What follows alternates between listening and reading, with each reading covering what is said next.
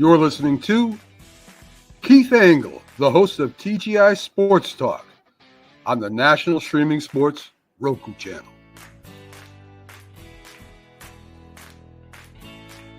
Good morning, everybody. Keith Engle here for TGI Sports 101 with Keith Engle, our interview show that we do every Friday morning. And we've had some great guests up till now. And by the way, I'll give you an update in a second. I want to welcome everybody watching this morning on TGI Sports Talk's Facebook page, our YouTube page. We're live on Roku on the National Streaming Sports Network. Get that channel downloaded, guys. Tons of great content. I mean, all day and all night, right through the night. These shows all repeat at different times during the week, and every night at midnight I have a repeat show of some. Let me turn that music down. So make sure you check that out. And I thank all the groups that allow me to share these interviews and all my shows as well. Real quick, I want to thank my guest, Jim Beringer from FullPressHockey.com, Brett Saberhagen from the week before, Vita Pinson Jr. from the week before. Everybody's been on so far. Let me give you a little idea. Our guest today will be Mike Bass, as you can see at the bottom of the show, former Washington Redskins cornerback, part of their Hall of Fame. In the next few weeks, we got Brian McRae, former MLB outfielder, son of Hal McRae, coming on. 16th, we still got a little bit open. The 23rd, Sidney Moncrief, former Arkansas and Milwaukee Buck great. And then Ernie DiGregorio, great start, Providence here in the Northeast, and a real big start, at least for a short period of time, with the Buffalo Braves. So a lot of good stuff coming up. Thumbs up, DDH. Good to have you watching us from above today, I should say. And we'll get right to it. Mike Bass, went to Michigan, former, as I said, I think, very good, very, very good cornerback with the Washington Redskins. Had a very famous play in the Super Bowl, which we'll get to. Played a few years before injuries caught up with him. He was kind of a young guy in George Allen's older approach to the game, if you will, the Over the Hill gang. Mike was one of the young guys in that Over the Hill gang, but we'll get into all of that. And with no further ado, let me bring in Mr. Mike Bass. Good morning, Mike. Good morning, Keith. Thank you for having me. Well, I appreciate you coming on. I appreciate everybody who takes the time to come on with me and spend a little while talking about their careers. And my audience just eats it up. And guys, as we get going through this, and I know we'll have people joining us throughout the hour, and we'll get to your comments if they kind of fit the moment we're talking, and I'll put them up. If not, we'll get back to them and get all of your questions to Mike. I promise that. And we'll say good morning to Dave Guyette, who's always the first one in the room. Good morning, Mike, up there in Amsterdam. Mike, let's start. I want to start at kind of the beginning. So you grew up in Michigan. I cannot say, please tell me the name of this town. It's called Ypsilanti, Ypsilanti. Sounds a lot easier when you say Ypsilanti. It's about 7 miles from Ann Arbor itself, okay, and 30 miles or so west of Detroit. Small town? Small town, but now it has a major university. Eastern Michigan University is right there in Ypsilanti. Interesting. And, so we're very proud of Ypsilanti, our little town, which is obviously not that little. And we've had some good athletes that have come out of Ypsilanti itself. Who's some of the other guys besides yourself? You know something off the top of your head that have come out? Well, years ago, Lawrence Perry, who was an All-American at the University of Michigan. Yeah. Also, there was a tight end who played for the Lions, but before then, I think he was with the Bengals. Oh, Rodney Holman. I remember Rodney Holman. Yeah. Well, as a matter of fact, when he was just a little boy, we lived right across the street from each other. Oh, really? Yep. I graduated from high school with his older sister. And so that name is synonymous with the NFL as well. There have been several others, but Rodney is the one that comes to mind at this point. Interesting. I'm always interested in guys who grow up in small towns. I grew up in a very small town, had a graduating class of like 53 people. So, and the people I know and hang around with, they all had, 800, 900 people in their graduating class. They're like, no way, 53? Yeah. In high school, growing up, I know you played football, basketball, track. Was football your best sport? Because I know I talked to a lot of guys where they actually ended up going wasn't necessarily their best sport. Well, I loved basketball more than I loved football, quite frankly. And even though I was a starter on our high school team, I just was too short to play basketball. Football, of course, was my next love. And I recall when just a youngster going into junior high school, my mother said, "Well, Michael, I don't care what you do, but I just want you to go out for football," because she loved football. She absolutely was a student of the game. She didn't push me, but I could tell she really wanted me to at least go out and see if I had any kind of athleticism that would allow me to go further. And I began to love the sport as I began to have some success there in high school. In track, what did you participate in track? I actually ran the hurdles. At that time, they were called the 120-yard high hurdles and the 180-yard low hurdles. And I remember actually running the hurdles against Clint Jones, who went to Michigan and then went on to play football with the Vikings. But we all came out of high school that very same year, and going into the pros, 67. Yeah. Interesting. So as you, who were your influences, by the way, as a kid? You talked about your mom you towards football. Who are the influences that helped you develop as a young man into sports, or into a solid citizen, let's say? Well, I was very, very fortunate. My mom was a teacher. My dad was a doctor, as a matter of fact. And so we took advantage of every opportunity that was afforded us. So we had an opportunity to really develop and find our own way. But my mother and dad emphasized education more than anything else. As a matter of fact, you always had a plan A and a plan B. And your plan A was getting good grades so that going to college was an absolute must. And so I have two younger sisters, and it was academics that made the difference. And it gave me the opportunity to qualify, you might say, for any number of schools around the country coming out of high school. So I traveled as a senior all over the country and ended up going to school 8 miles away in the University of Michigan. That's interesting, because it leads me to my next question. Was Michigan your first choice? Was it your preference out of the gate because it was so close and it was your home? Not really. I kind of liked California and Southern Cal, and being out of that cold weather. The winters were very bitter in Michigan. Yeah, of course. But when I had a chance to go to these different places, and even north to Michigan State, I ended up letting my mom and dad influence me, not by saying anything other than, boy, education sure is important. I thought, well, I think that's true, and they know a lot better than I do. And that's how I ended up choosing Michigan.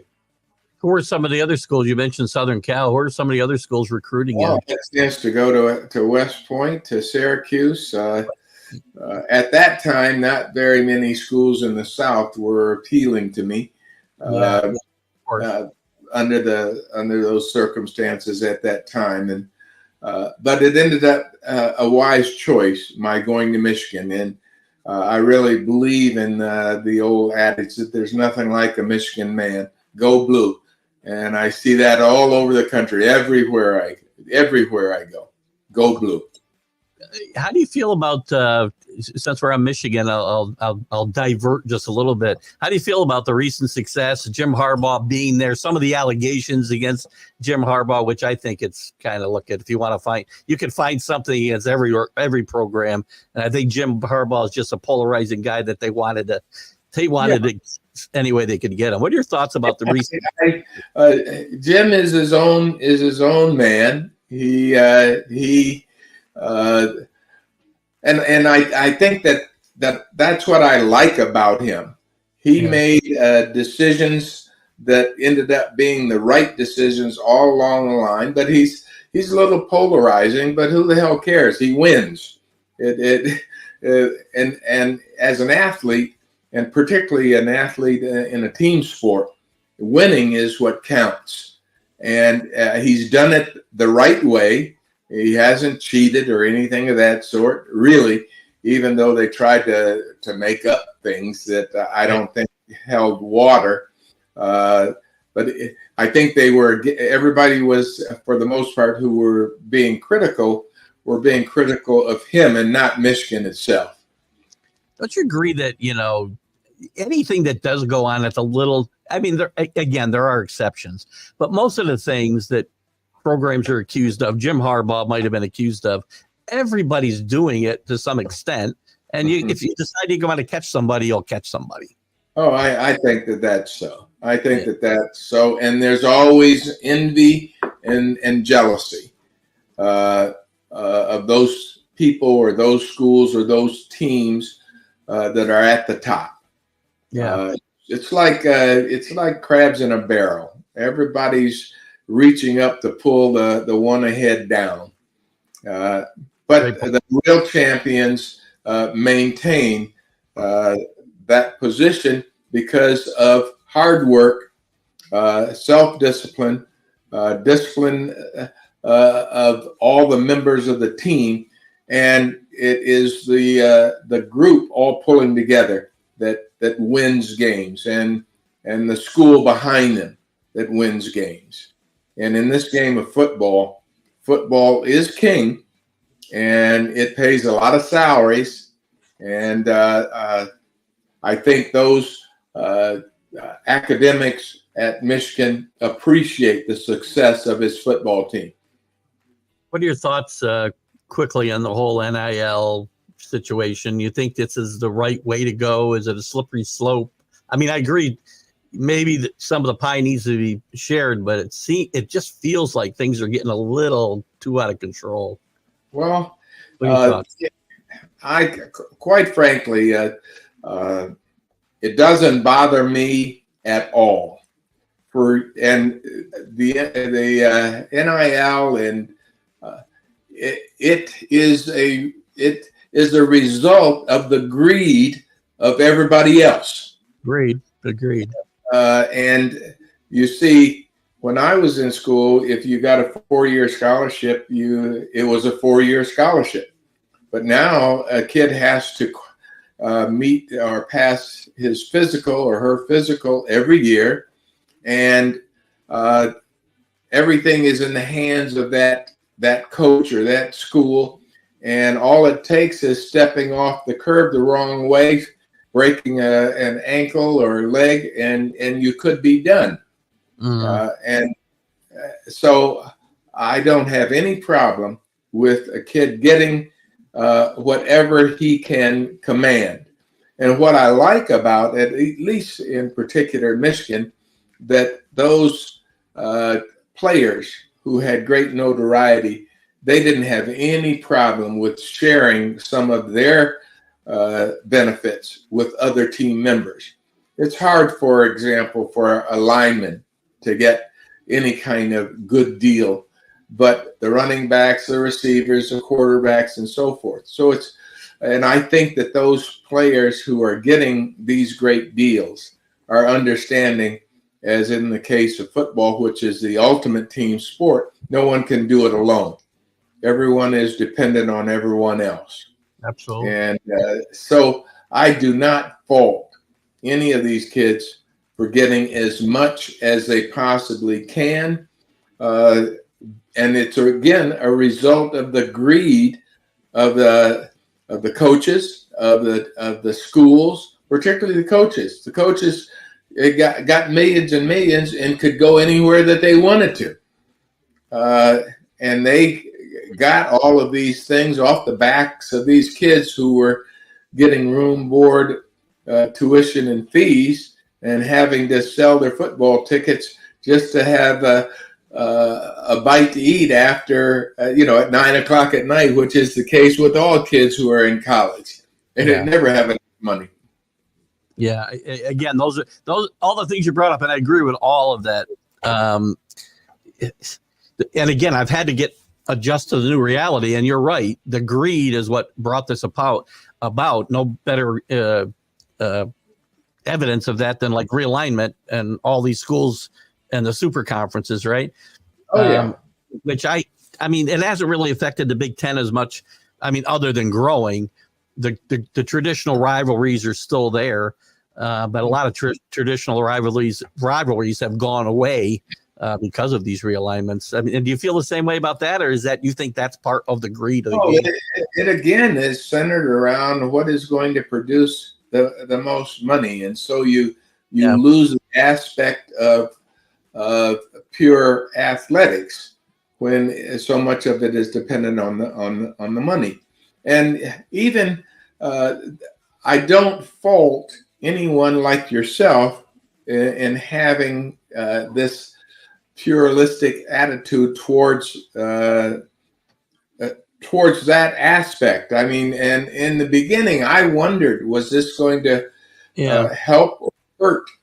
And I came to the conclusion that when you're sitting up there with a broken leg or knee injuries that may affect you the rest of your life, you have to get it when the iron is hot. Yeah. Because you're only as good as your last game. And if you can't make it to your next game, well, your school recruited 5 Mike Basses so that if you go down, they've got number 4 takes your place. And it's the same thing in the pros.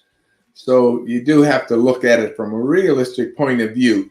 This all for one and one for all only works one way, and that's when the athlete is producing. Great point. I have had to adjust my attitude mostly, and it was mostly garnered because I'm, turning into a crotchety old man yelling at people to get off my lawn. So, I thought what I had, and that's never coming back. So, Yeah.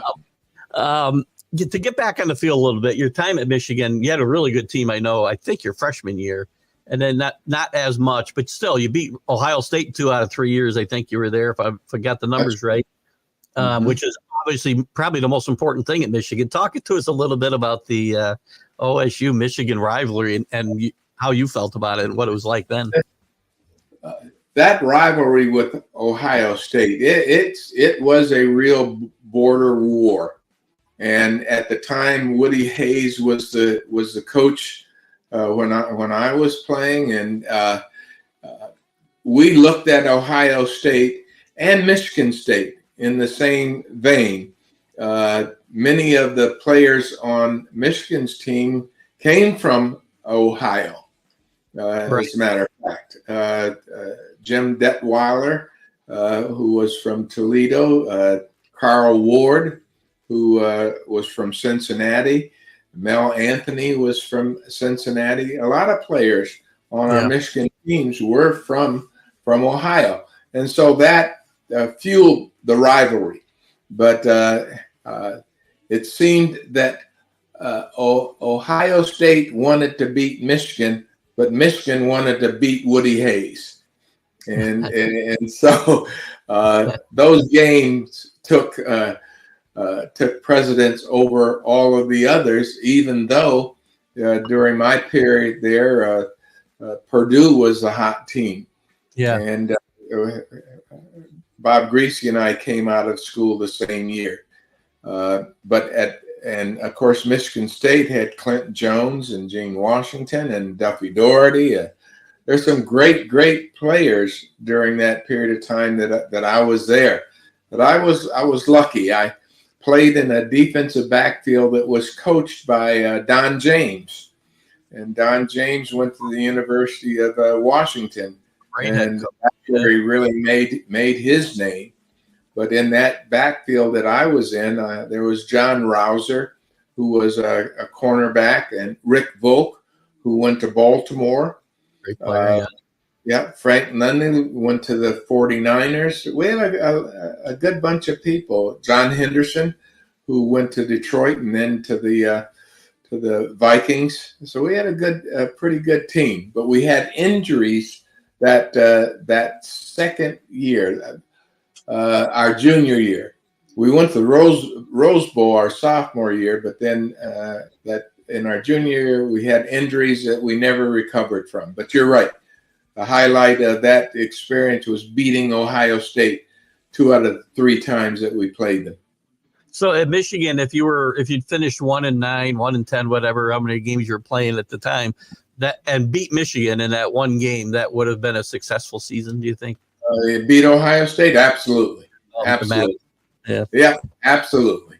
You feel like the rivalry is as strong and as it was then? Oh yeah, absolutely, yes. You know, coaches retain their jobs particularly in Ohio. They retain their jobs based on what they do against Michigan. And I know Lloyd Carr lost to Ohio State, and he was a coach at Michigan. He's not looked upon too favorably because of all the years that he lost to Ohio State. The same way at Ohio State. John Cooper had a great career there, and I think he was like 1-7 or something against Michigan. I feel like Ryan Day could win the national championship this year. If he loses to Michigan, he might get fired. So. Yeah, that's right. That's exactly right. That rivalry, though, is really something. You feel like the Woody and Bo thing really ramped it up, or it was just, yeah. No, it was Woody and Bo, and I think it was primarily Bo who really ramped it up because I think he coached under Woody. He came from Miami of Ohio to Michigan, and he ramped it up. And man, was he tough! I'm glad I wasn't there when he was there, but he was tough. I was going to ask you if you had your druthers, would you like to have played for Bo Schembechler? And so, no. I don't know. He came in the year after I graduated. Right. And obviously you can't knock success. He was successful at Michigan, and that real tradition of winning was really developed because of Bo. So he was, and I know how Bo was. He was much. I don't know that much about Bump Elliott as how his coaching style is. He was that much different than Bo from your experience. Oh yeah. He was a little more laid back. He had come out of Iowa, as a matter of fact, and I think when Bo took over, he went back to Iowa as athletic director. But we had good coaches and sound coaching styles. I don't know if Bump was as fiery, and sometimes when you get a lot of academics involved, I don't know if you can, if it's die or do, and I don't think it was that with Bump's teams. Yeah, but we had great athletes, great athletes. So defense is where you played. You did not play in, at least a few downs at quarterback even, and I know you played a little bit of halfback. What led you to playing quarterback? Injuries, or what was this? What was the circumstances? Well, I was in high school a big fish in a small pond.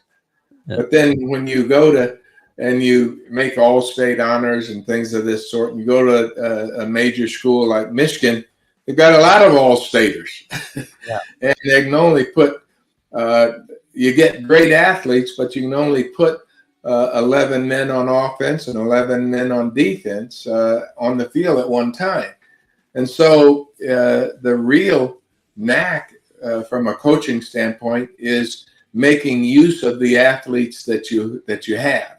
In high school, I never played an ounce of cornerback or defense. But when I went to Michigan, if I wanted to play, I was either going to be a running back or I was going to find another position. Yeah. And this is where Don James came in. In high school, I ran the ball all the time, but never learned to block. And it was a must when you get into college that your backs have to be able to block. And so when Don James came in, he must have recognized something. And he said, if you're going to play, you're going to have to be, at your size, a defensive back. And so he switched me from a running back to a defensive back, and I played the right side. And as I mentioned, John Rouser, who was the running back, he played the left side. And Rick Volk, who came in as a quarterback, he'd never played defense before. He became a safety. And so we meshed into a pretty good group. And I thank Don James for recognizing or wanting to get all of us on the field because of our own athletic ability. And I'm indebted to him for making that move for me in particular. It got me noticed by the Packers when I got drafted. Excellent. We're going to touch on that in a second. Let's say good morning to Danny. Danny Fuller's out in L.A., or he's up early. He comes up early for our shows, and he wants to say good morning, and he thinks you're a complete gentleman and a stud. So I didn't say stud earlier. I apologize. Danny will handle that. So thanks, Danny. So did you expect to get drafted coming out of college? Well, I had always wanted to make sure that I got my degree.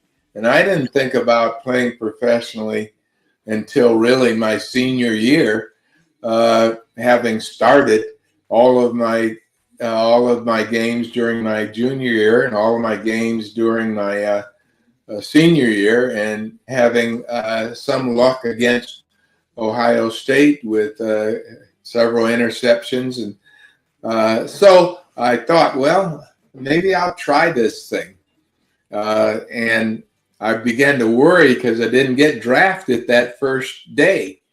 I got drafted in the second day in the 12th round by the Packers. And so my chances of making it in the pros was nil, so to speak. But I wanted the experience. I'd never been one to say, well, I can't do this, I can't do that. And because I wasn't a major draft choice, I ended up studying more and more and more and more, and recognizing that even with somewhat limited ability, if you didn't make mental mistakes and the coach could count on you not to make those mental mistakes, you had an opportunity to make a team at your position or maybe even on special teams. But also, I really wanted to have that experience with Coach Vince Lombardi, and I actually ended up playing in a number of exhibition games, but he cut me. Coach Lombardi cut me the last cut before the season began, which was really too late to be picked up by anybody else on their regular roster. And so I was going to go back to Michigan and get an additional degree. And the Lions called and said, well, why don't you come to Detroit, since it was so close? And I said, okay. But the thing that kept me going was that Coach Lombardi actually said, when he cut me, he said, Michael, you can play in this league. And so hopefully you will not give it up, because when I was at Green Bay, they had Herb Adderley, Willie Wood, Bob Jeter, and John Rouser had been drafted in the 3rd round, my teammate from Michigan. So my chances, I expected to get cut early on, and I made it to the last cut. And with Coach Lombardi saying, Mike, you can play in this league, that was a great inspiration to me. Although it was disappointing and going to Detroit after spending 2 years on their cab squad, their taxi squad, never getting an opportunity. I did learn. I learned from Dick LeBeau. I learned, who was a cornerback there, and also Lim Barney, who was a cornerback on the other side. But we were just fodder on the taxi squad. We were just fodder for the team. But my one claim to fame, though, in Detroit was that Garo Yepremian and I were there at the same time. Oh, I don't think I knew that. Yeah, we were there at the same time on their cab squad, and neither one of us could make the team, according to them. And so we left Detroit the same year, and I went to Washington, and he went to Miami. And we have been friends all those many years, not only in Detroit, but also in Washington and when he was in Miami. We're joined at the hip, so to speak. We'll certainly get into what, where the world came to know you two guys as a combo here in a little bit. So your time in Detroit was good for your development, I guess, as a football player. As you move on from there to Washington, you're obviously Coach Lombardi. His last year, he was coaching that team. Was he instrumental in you coming to Washington? How did that come about? Absolutely. When I was, first of all, Detroit was never a good team in those years. And I was brought up to the regular squad with 2 games left in one of the seasons I was there, when you needed 3 games to qualify for your pension. And I kind of held that against them because the person I replaced was a receiver who had been hurt for the entire year, and they waited until there were only 2 games left in the season to bring me up. So after that, I just knew I needed to get away from Detroit. And my wife and I sat down and we wrote to every team. And 2 days after the letters went out, I got a call from Washington, and it was Coach Lombardi himself. And he said, "Mike, I want you to come to Washington." And that's all he had to say. And had he said, "We're going to pay you 1 cent per year," I still would have gone. He was that kind of dynamic fella, and just a great, great coach. And I went to Washington, and in that first week, he made me a starter. And he was always behind me. I felt that way, and that I really felt like I might have been one of his favorites, because the only thing that he would ask me to do is not play so hard in practice, because I might hurt Charlie Taylor or one of those other dynamic receivers that we had. And so I became a starter, and I remained at that spot for 7 years. Well, Coach Lombardi, I mean, the Redskins hadn't been terribly successful in the years leading up to Coach Lombardi going there, and they had a winning record for the first time in quite some time, I think, that first year, and turned things around. That's right. Was there any indication that at that point in time that he was ill during that 1969, I guess?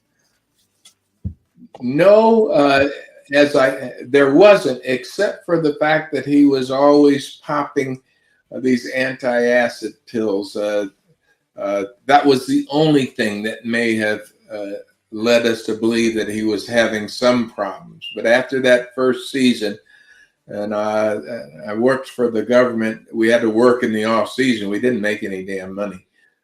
We went on strike, though, 3 times to get these kids the money that they're and the benefits they're getting now. And I'd like to. I have a whole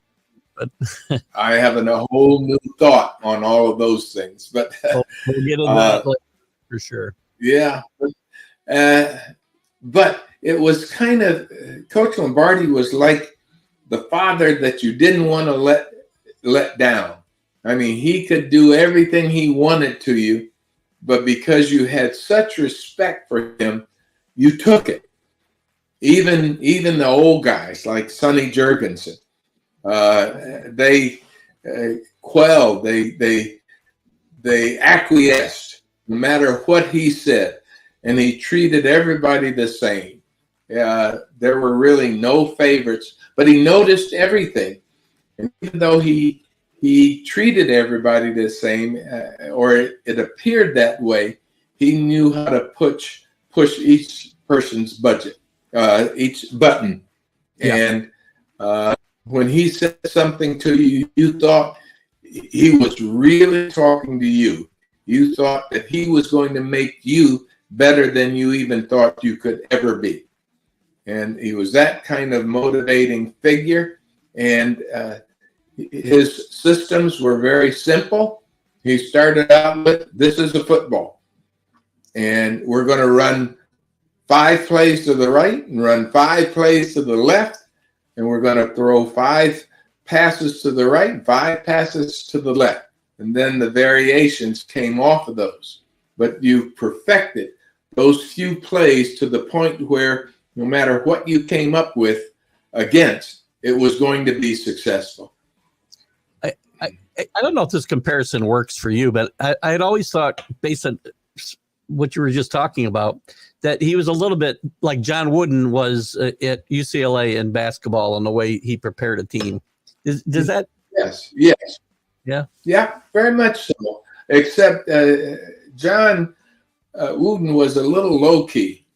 Yeah, personality bombastic. Yeah. He was bombastic. And again, it was the mental mistakes. No mental mistakes. So, and I got to believe, as people became aware that Coach Lombardi was sick, and I guess the inevitability of his situation struck, it had to affect you and the rest of the team in a great way.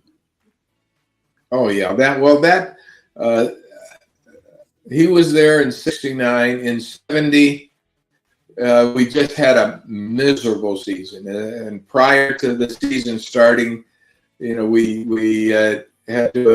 went to his funeral up in New York. It was a somber. It hit us hard. It really hit us hard. And Bill Austin became the coach, and he didn't have the respect. Yeah. And he didn't earn the respect. He did not earn the respect either. And there are stories about Bill Austin that we won't go into as well. He was on the staff and just took over after Coach Lombardi got sick. Is that how it worked out? Yeah. It was. He got the job of head coach after Lombardi passed away because he had been a coach under Lombardi in Green Bay, and then he had been the head coach in Pittsburgh. And then, of course, he got, I don't know if he was fired from Pittsburgh, but Coach Lombardi brought him to Washington as well. But I'm glad I didn't have to play for him. My defensive coach was Harlan Savari, who was a great guy, great guy. and my position coach was a coach by the name of Don Dahl, who again was a great coach in my opinion. But we had just a disastrous season. And thankfully, the Redskins decided that they needed another coach. And that's when they went out and got George Allen. Before we go into George, we certainly want to get into George Allen because he's a character all of a different sort. Right? That 70s season, I mean, and without going too much into detail, because it doesn't sound like you want to do that, and I don't want to push you there. You think the failures of that year were tied more to the emotions of Coach Lombardi's passing, or to the Bill Austin situation, or just a combination of the both?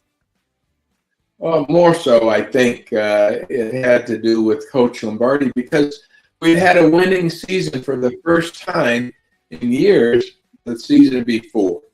Mm-hmm. And we just had great expectations for the upcoming season.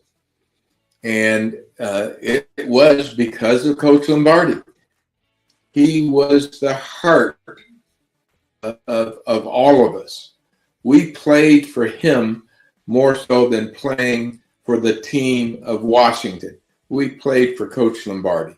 We sacrificed. We would have done anything just to get him to say, "Good job, Mike," or "Good job, Sonny," or play it, "Did you check this off, John?" Or with Larry Brown, he noticed that he had a hearing problem, and he picked that up. Just little things that, and Coach Lombardi saw everything. He even remembered the one of the sweaters my wife had on after meeting her at some point in time. He just knew everything, and it was no question as to who was running that team, and there was no question that you were either going to follow his instructions or you were going to be somewhere else. It's such a motivator in every sense of the word. Sure, obviously one of the great influences in all of professional football through the years, for sure. Before I move on to George Allen taking over, I want to remind everybody my guest this morning is Mike Bass, former, known mostly for his time with the Redskins and a member of their Hall of Fame. Guys, if you got questions, I'll certainly put them up in a bit. I just don't want to kind of get out of the flow. And I know there's a couple about some things we already talked about, so I'll address those when we get to them.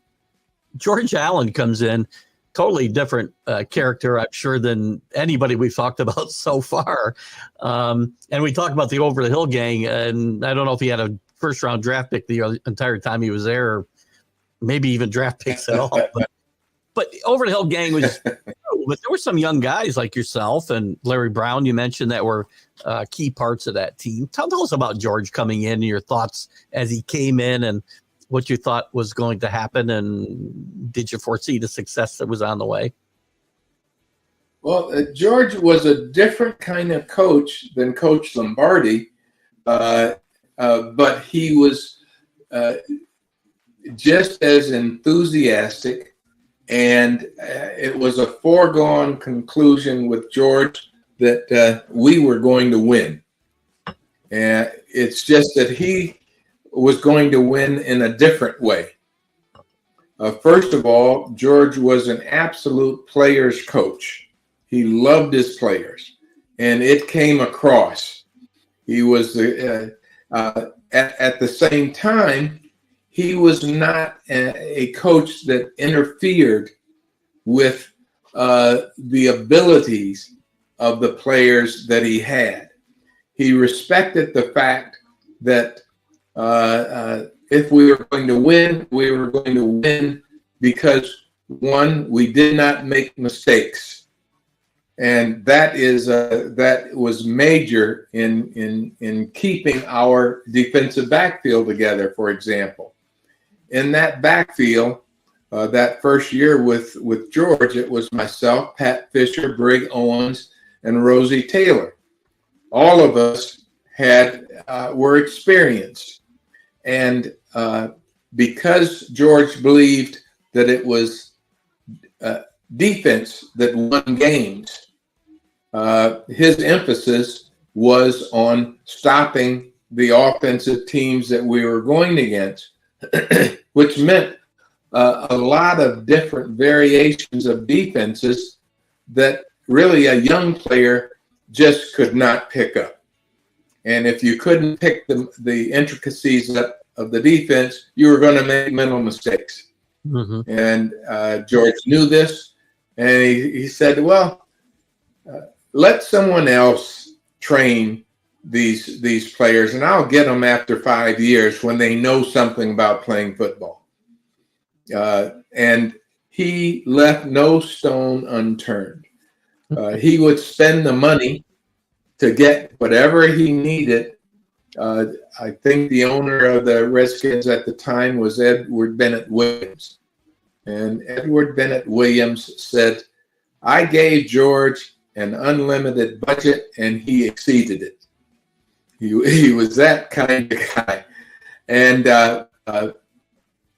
there was no secret in the fact that he would tell the offense, okay, offense, you guys go out there and hold them. And the defense will do something to win the game. And more often than not, that was the case. The defense kept us in every game. And we as athletes, we were older, a bit slower, but we never made mental mistakes. And that's when I really, really, really learned football. All aspects of being a pro and playing my position as a cornerback. He brought, if my memory is correct, I mean, again, we talked about the veterans coming in. He brought more than a handful of guys from the Rams with him, didn't he? He brought 11 guys. No, that's more. He brought 11 guys from the Rams, and they all played key positions.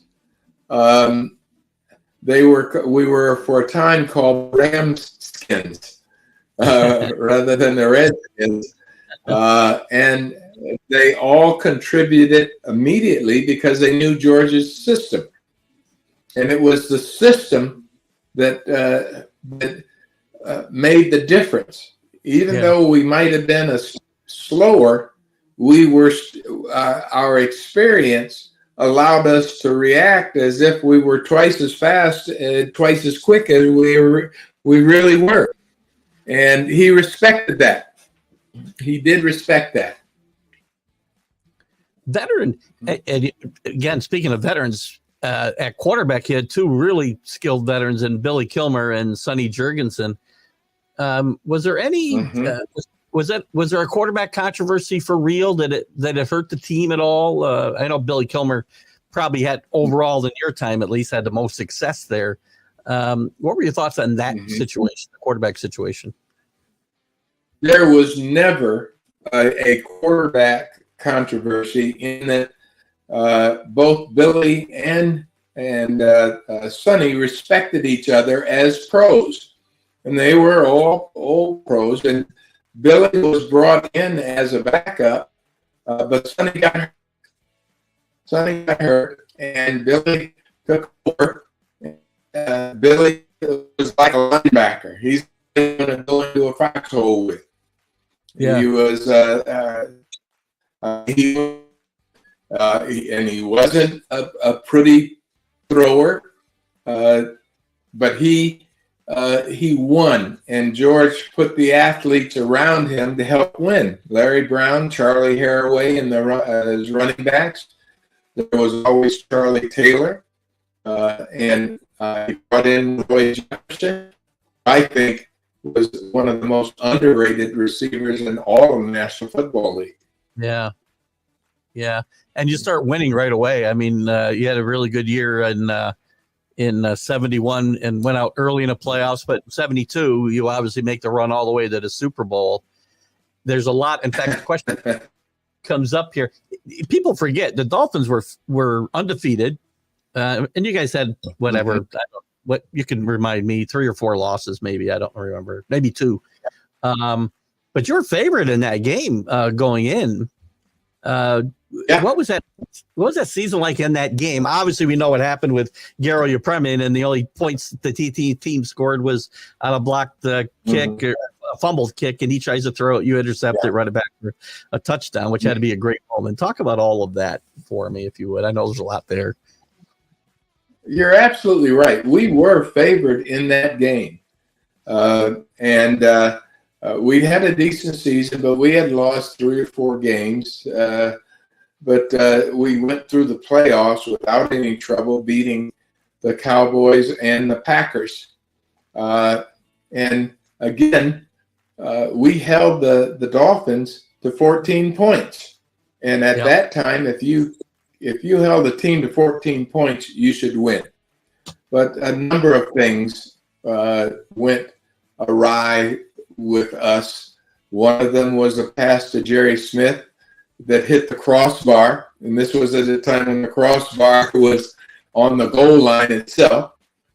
And the Dolphins' defense, they were good. They were called the no-name defense, and I think that they were just a little quicker than our offensive line. And so we weren't able to score, actually, and by a fluke, an opportunistic situation with Garo and the emphasis that George put on special teams. We blocked that field goal attempt. Garo made thought he was going to become the next quarterback for the Dolphins and tried to throw the ball, and I was able to pick it up and score. So we lost 14-7. But you're right. We were favored to win. Unfortunately, our offense didn't perform as we anticipated. Yeah. But we got to the Super Bowl, and we set up the tradition of winning in Washington after that. Did you feel like after the game, the way the offense struggled, that the Dolphins were a better team, or that you should have won the game?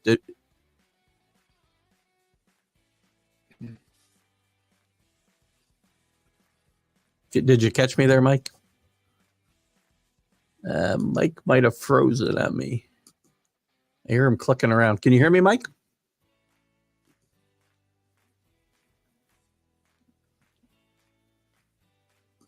Mike. We lost Mike for a second. He'll be back, I think. We'll talk about that. Danny, we'll certainly get to your questions here, because they are certainly relevant. I know there's a couple here about that 72 season that we'll talk about. My guest today is Mike Bass, former. Then there's Mike trying to come back. Let me take him out of here and put him back in. There you are. Are you back, Mike?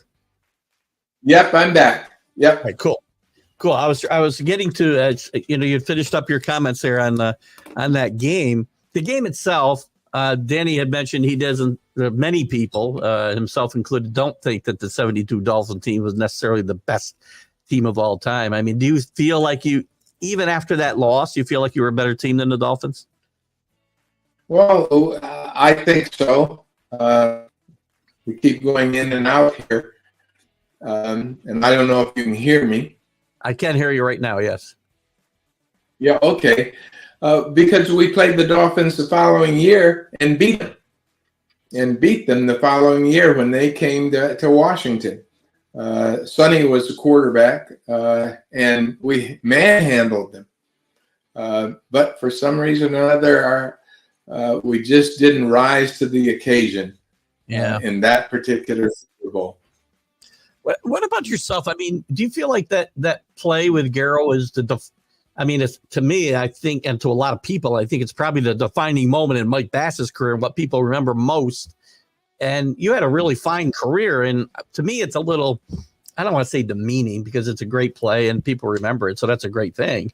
But you feel like you should be defined by that play because you had a really fine career other than just that moment in time. No, everybody remembers that play, I think, because it was the Super Bowl. But I thought that I did, especially being a 12th round draft choice. Yeah. Cut twice, actually 3 times. Cut by Lombardi in Green Bay, cut by Detroit twice, and still ended up playing actually what amounted to almost 10 years. Yeah. My mom always said that self-praise is no recommendation at all, but I'm satisfied with the career that I had. I had 30 interceptions in that 10-year period, excluding those 2 in Detroit. I gave up only 8 touchdown passes in that period of time. And I thought that was pretty good. I covered some of the best receivers in the National Football League. Bob Hayes, Paul Warfield. These guys were no slouches. And I played against Charlie Taylor every day in practice. Same with Roy Jefferson. So that helped an awful lot. Plus the scheme that George gave us helped as well. We fooled a lot of quarterbacks into making mistakes. Yeah, I feel like you're going to agree with what I have to say here. Is when it comes to cornerbacks specifically and interceptions, people get excited by high interception numbers. There was a guy with Cowboys last year. I can't remember his name, but he had a big game on maybe it was Thanksgiving. I don't know. But my point was always really good cornerbacks don't have a lot of interceptions because quarterbacks don't throw at them. No. Right? Well, that's exactly right. You find a cornerback who has a lot of interceptions. That's somebody they're throwing at. Yeah. So the interceptions that we got, Pat Fisher, and by the way, I most of my career played with Kenny Houston, who is in the Hall of Fame. They came off of the fact that we fooled quarterbacks into throwing where they thought something was open and it wasn't open. Yeah. And I credit not only Brig Owens that I played with and Kenny Houston, but also Chris Hamburger, who was on my side. And that was fantastic having him there as well. So we led the league, I think, in interceptions 1 or 2 years. But again, it wasn't so much that people were throwing at any particular player as the fact that these quarterbacks were fooled. Great. Yeah, that year, 72, you actually beat the Cowboys in the NFC Championship game. And I got thinking, that was obviously a huge rivalry throughout. It's been a huge rivalry for a long time, but through the 70s, it was, I think, at a different level. How does that compare with, you were in college with one of the great college rivalries, as we've already talked about with Ohio State. How those two rivalries compare in your mind? Because you were involved in both of them so closely. Well, this rivalry became a real rivalry when George came in. Yeah. He personified hate of the Cowboys, and that kind of rubbed off.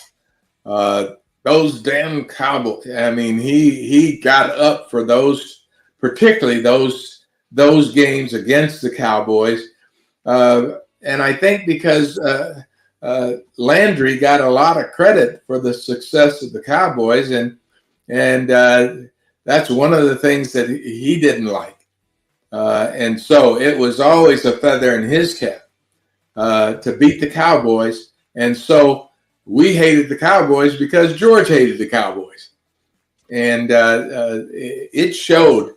And I don't know if it was that much of a rivalry with the Cowboys, but and George got us up for those games. I mean, there was no game like the game against the Cowboys, whether it was during the regular season, during the playoffs, and he disliked anything related, Staubach and the rest of them.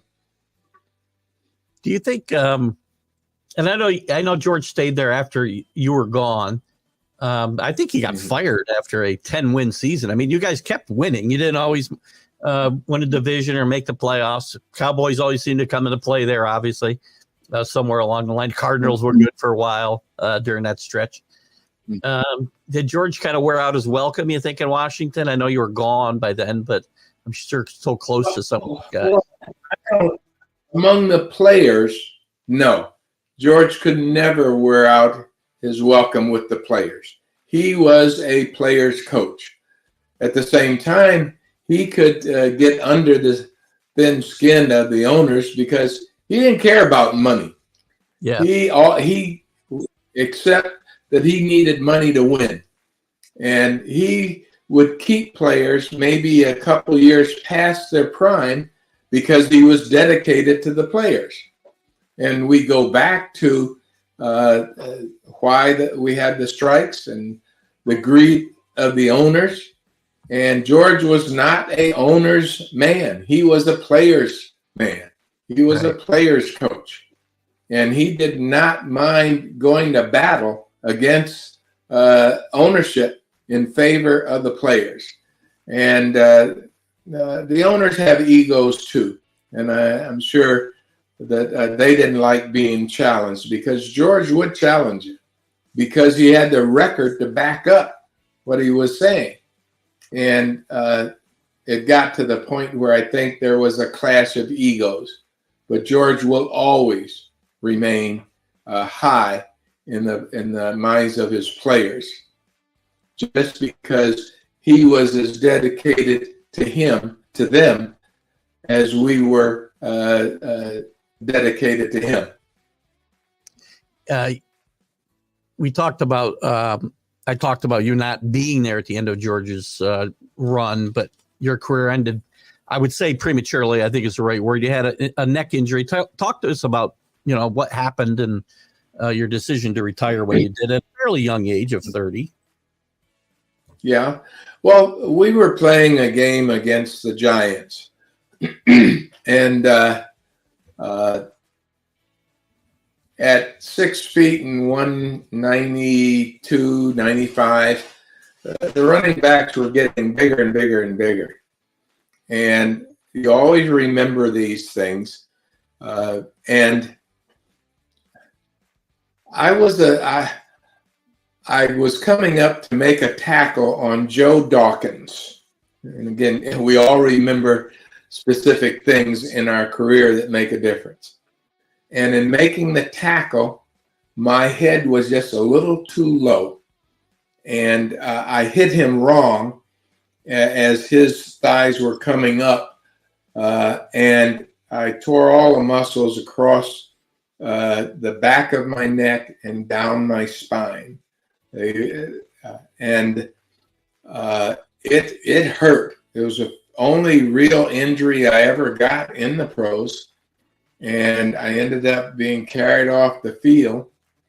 But being in the mold of Coach Lombardi said there's a difference between pain and injury. And injury is when a bone is sticking out. Pain is simply you have problems with muscles and so forth. So you can always play. So I came back and played the next game against the Cardinals, and which kept my streak alive because I ended up playing 104 straight games during my career in Washington. And the doctor of the team said that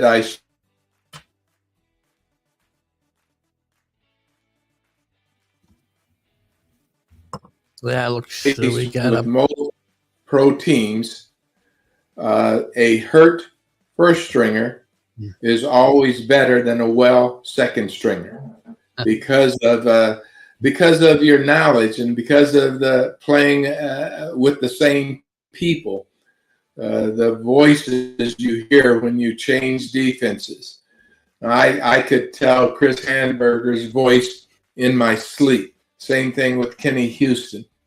And our defenses were so sophisticated that we could change defenses even after the ball was snapped. So I went on to play that game, and I actually ended up causing a fumble on I think an Ohio State fullback by the name of Jim Otis. I was able to cause a fumble, but I was hurting, and I was hurting throughout the remainder of the season. And I remember in one of the last games of the season, and this was in 1975, a player for Dallas, I think Golden Richards, I think his name was, ran a quick out, and I came up to make the tackle, and I again hit him wrong. And I felt that entire pain around my neck. And he ended up breaking the tackle and going for a touchdown. And that bothered the hell out of me. But I came back the next year, and during training camp, I got hit in the head again. And I said, hell, I've been out here 10 damn years. Why should I risk permanent injury? And I did not want to be put out to pasture. I wanted to quit on my own terms. And I after that particular practice, I said, I'm really bucking the odds here, especially with a neck injury. And football is great, but football is not always the means to an end. And I walked away. And just to give you an idea, I had to sue the Redskins for my salary for that year. That really put it kind of a bitter taste in my mouth. All is forgiven now, but that was so I'm glad I walked away when I walked away.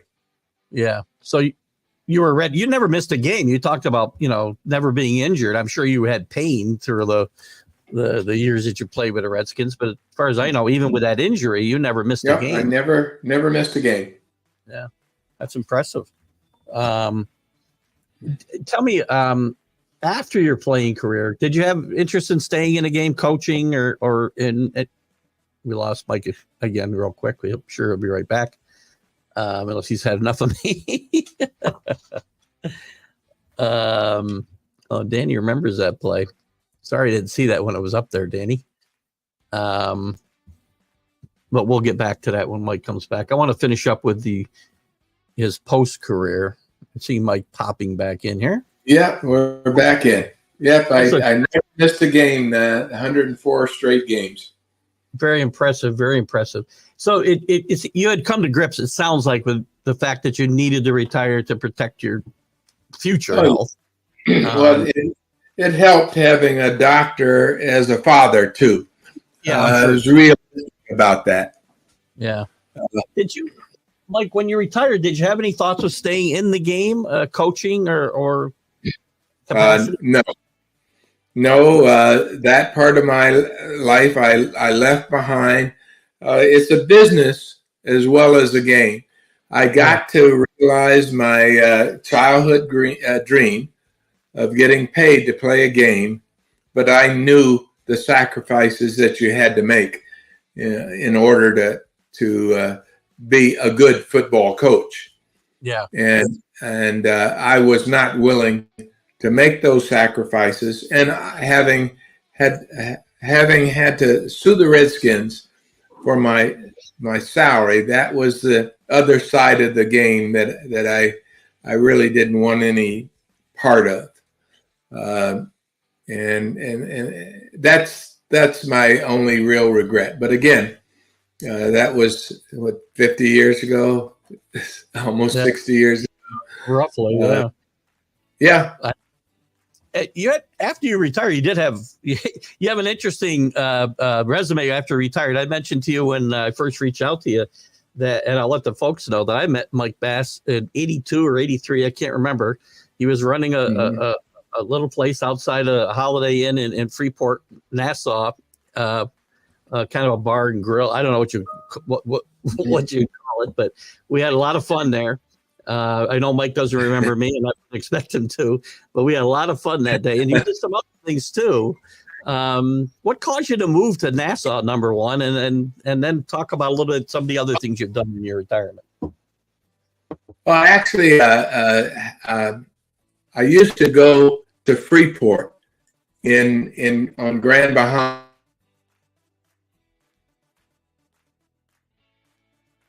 Upcoming season, and so I for the island friendly, and so I ended up on a small place there, a little place that asked, and it was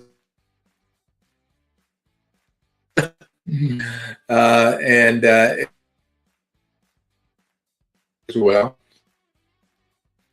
Yeah, Mike popping in out just a little bit. Okay. Well, yep, let's see. Yep, I ended up spending 18 years there in the Bahamas, in Freeport. 18 years, right? I coached football for a few years, and we won several Bahamian American Football League championships. That was a lot of fun. Cool. That was a lot of fun. And and I still go back to Freeport. My players are now obviously middle-aged men, but we had a great time, a really, really great time. And I just enjoyed being in the islands, and particularly the Bahamas. And if everyone is thinking about a vacation, that is one of the places I would suggest. Yeah, we've been there a few times, and we cruise a lot, but that'll be one of the stops will be the Bahamas. Always a cool place to go. You mentioned earlier. Sorry, you mentioned earlier a few of the strikes you were involved with, and alluded to the guys today, and hoping they appreciate what you guys went through, making no money, putting your bodies at risk, and fighting for the future. What are your thoughts? You mentioned you had some thoughts on that. I'm curious what they were. And I might have lost Mike again. We were doing good for a while, connection-wise, with Mike. I don't want to kick him out so he'll come back, but he may be doing... There you go. Are you back, Mike, or not? It's that Florida internet, I gotta believe, is the problem. I don't know. We'd think he was on Nassau. Or Freeport, sorry. I think maybe Mike will be back. We'll finish up with him here in a second. Dan, there he is back already. There you are again. I think your internet's kicking in and out, but I had to ask you, Mike, earlier you'd mentioned about the sacrifices your generation made strike-wise, making no money. And obviously today guys are making money hand over fist. And you mentioned you had some, I don't know if it was a change in opinion on some of that, but do you think the guys appreciate or even recognize what the generations before them sacrificed for them? Well, I don't think so. And really, I don't even think the Players Association recognizes or appreciates what we did as players. That is the current Players Association. When you compare our pension to the pensions in Major League Baseball and also in basketball, it's really not a fair comparison. We make so little, and we take such great risks. Yeah, Mike's having some serious internet problems right now. We'll get him back and we'll try to wrap it up, and I'll try to get to some of your questions if we can, guys. If we can't, I'll do my best to answer them. Some of them we talked about previously. I know Rick's got his normal. Let's see if Mike's back. Yeah, here we go. I don't know. The internet is going wild today. I hope you don't have a hurricane coming or something down there. Jeez. Yeah, right. But I was saying that our pension is absolutely terrible, and I don't think we get the support from the Players Association. And I recall Gene Upshaw advising all of us that he didn't represent the retired players, and so we're thrown crumbs, so to speak, and it's no comparison to what the Major League Baseball players and the NBA players get in support.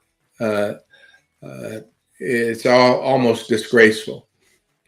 And, even if the existing players would even contribute directly to the retired players, 0.5% of whatever they're getting, it could bring us in line with the retired players of the other major sports. And obviously, our risks are so much greater than the risks that the are taking in those other major sports. It's not a plea, and it's not a handout. We sacrificed so that these players could get what they're getting now, and these owners and their teams could become as valuable as they are now. And I think that we were punished. Those players who played before 1993 were punished for what we did in striking to bring to the current players what they're getting now. And it's amazing that everybody could agree that those players who played before 1993 are not going to get what those players are getting now who are playing after 1993. And so that little 0.5% could make a big difference. Sure. And right now, let's be honest, even if they took advantage, even if they said to the 1993 players, we're going to do more for you and bring you in line, the cost to these owners and the players would not be that much because we're all dying off. There are not that many of us left. I'm 79 years old. So it wouldn't really hurt them to, at least in our later years, kind of make up for how badly they treated us. Well, Rick Sherlock brings up Byron Williams, who's a really good friend of the show and very involved in the, I don't know if you know Byron, very involved in the Players Association. I know that. Whether he would disagree on the appreciation or not, and I'll have Byron on if he can give his side at some point himself. But I've had other guys like yourself. Just a year ago, I had interviewed Delvin Williams. I don't know if you know Delvin. Yeah. He's been involved with lawsuits against the NFL, and I think he was told the same thing by Gene Upshaw as you, that we don't represent the retired players. And I think that's BS. I think you represent everybody who played ever. That's what a union should be. So I agree with you. And that the quarterback, when we were trying to bring these issues to the front, like the quarterback for the Saints who just retired made some comment about us retired players being greedy. He has since changed his tune. He recognized that he put his foot in his mouth. Yeah. And sometimes nobody today should be mentioning the word greed with anybody from the past. That's for sure. Yeah, right. Look at people earn.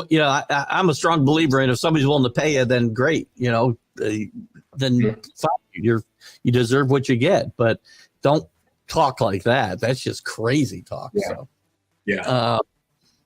I'm going to get to a couple of these. There's a couple things here that we didn't. We'll let you go here in a second. I know you're having trouble with the internet and whatnot, but let me just see if there's a couple of things I can bring up that we haven't touched on. We talked about the with Ohio State, so we won't go there. Danny's asking about the Brotherhood of Death, which I have no idea what that is. He wants to know if you still continue to correspond with any. Well, I'm trying to forget that one too. Roy Jefferson talked me into being a part of a film called the Brotherhood of Death, which did real well overseas. It was centered around the group around the Vietnam War and fighting in the jungles of Vietnam. And if you looked, if you looked hard enough, you could see the cars in the background on the highway. I happen to think Roy Jefferson was one of the finest receivers in all of football, but I hold that against him for getting me involved in that film. I call it a film because it wasn't even a movie. It was just a film. I know. I'm very good at finding these obscure movies. I got to find this out. Well, I wish you hadn't found that one. Danny knows everything. I'm telling you right now, he's the best. Let's see what else is up here. He mentioned actually going back to that Super Bowl with the Dolphins, that interception by Jake Scott in the end zone. You guys didn't have a lot of offense, and one of the best drives you had that whole day was ended by Jake Scott with that interception late. I'm not sure what part of the game. I think it was early in the fourth quarter. I feel like it was, but. Edward Williams was the owner wasn't the owner of the Redskins when you retired. The heck was his name? He had three names. Didn't he sell the team? Ed Williams had sold the team by the time you retired, correct? No, he was still the owner. We called him EBW, and I remember him telling me, "We will tell you when to retire. You won't retire on your own. We will tell you when to retire." And that goes back to football as a business. Yeah, and unfortunately, I had to fight for that last year's salary. So you never played for Walter or Jack Hancock? As the owner? No, he may have been a part owner, but he wasn't the major owner that I know of. It was always EBW, Edward Bennett Williams. Fair enough. And Rick talks about this is his weekly question pretty much who was the craziest guy that you played with on that Over the Hill squad? There were all those guys that came from the Rams were crazy. Dyron Talbert, Myron Cadios. Yeah. They were all a little nuts, so to speak. They were different, and they brought to the team a jovial, let's get the job done, and it rubbed off on all of us, especially coming off of the disciplinarian that Coach Lombardi was, but. When it was time to get down to work, we knew that no matter how much laughing and so forth went on, when it was time to play, nobody made mental errors, nobody made mistakes, and it was a team effort, and we pulled for each other. It was just those types of teams and teammates that made the big difference. And so when you talk about a team being close, and I was among the youngsters of the team, I didn't have a whole lot to say. I just went out and did whatever my job called for. It was just different with those guys. And again, those guys who came from the Rams, they were nuts. They were nuts. Great teammates. Pat Fisher was one of those guys, wasn't he? Oh, yeah. But he was with us, though.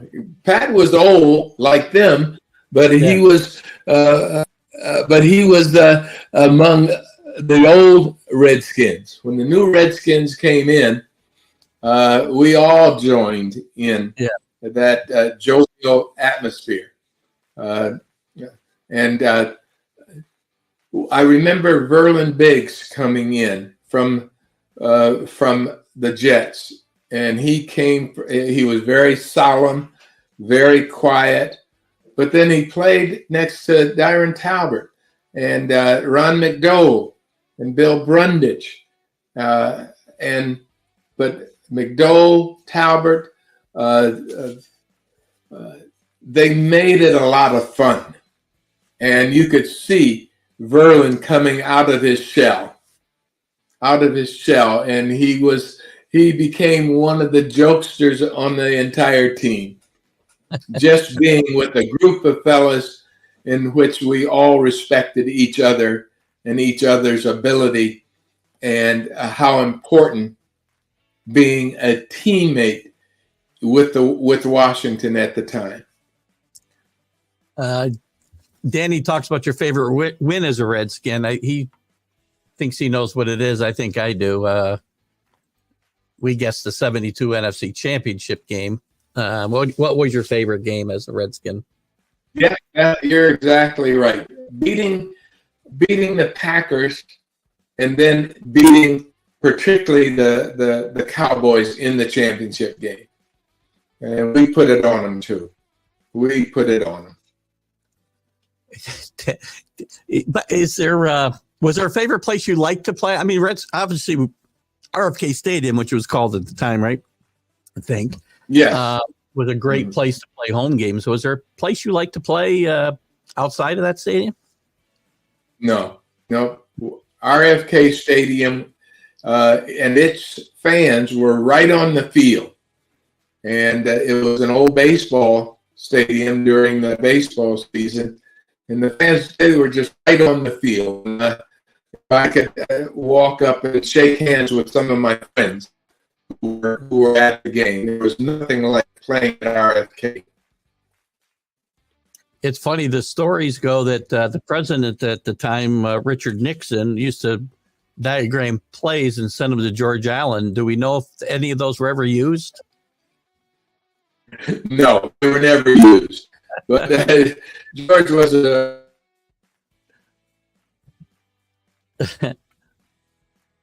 Yeah. If he goes, we'll get him back. Yeah, hopefully. And most coaches and football players are somewhat conservative, but nothing like this group that is being led now. Yeah, and that's a whole story.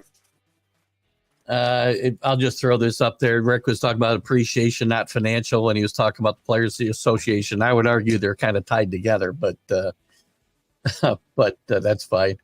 And just Danny wants to let you know at 79 years old, you look amazing, no doubt, Mike Bass. And he also wants you to know he's still I appreciate it. My wife takes good care of me. She says she's not going to let me get old. That's obvious. I got a few years to catch up with you, but I'm getting there fast, so I hope I'm in as good a shape as you. He does say he's still watching the Brotherhood of Death, by the way. So oh, crap. I hope he comes back one more time. We'll wrap this up. I don't know if we're going to get that last question of yours, Danny. I want to wrap it up with Mike if he comes back. He's probably getting tired of popping in and out. I got to find this Brotherhood of Death. I got to write myself a note right now. I don't know if Mike's coming back this time. There he is. No, he's not.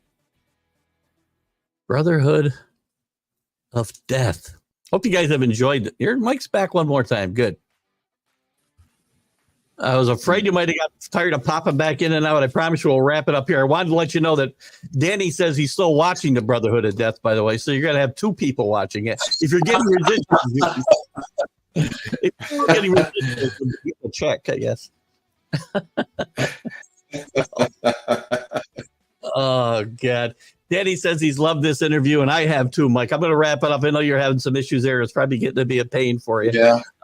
I do appreciate you coming on and spending time with us. I appreciate your career. I know a lot of my fans do because as old as I am, my demographic is people that remember the Mike Basses of the world and appreciate them a lot. So I thank you. I thank you, Keith, for inviting me. I really do. It's been a great opportunity, great chance. And everybody check out the links that I put in, and it'll go with the groups that I share this to. Mike can share some links with me. Check those links out. And I don't know where they go to, Mike. I didn't check them out myself yet, but what were the URLs you gave me? Well, one of them, I have a newsletter which I call Mike's Right Corner. Yep. And each week I send out something relating to my career or something relating to football in general. I do have a merchandise and apparel line. Oh, cool. There's a website called Millions. If one goes to millions.com and puts in my name, it'll bring up that site for hats, T-shirts, and things of that sort. And then I have a personal website, which is MikeBass41.com. So I'd appreciate everybody taking a look and certainly and dropping me a line. Yeah, reach out to Mike, and guys, I'll be sharing those links again outside of this broadcast too. So we'll post them separately just so that they don't get lost in the description of the show. Mike, I appreciate your time so much today. One of the great Redskins, great Hall of Famer, one of the top 53 players. I know you were named as the 53-man roster of the Washington Redskins. Lots of great stuff, and we appreciate you coming and spending some time with us. Thanks, Mike.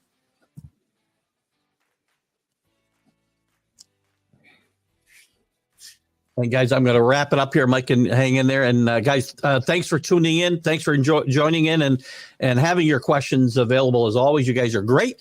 We'll see you next. We'll see you next on Sunday with the Sunday Stream of Consciousness. And next week, Brian McCray, former MLB outfielder, will join us. You guys have a great, great day, great weekend, and we'll see you Sunday morning. So enjoy. Bye-bye.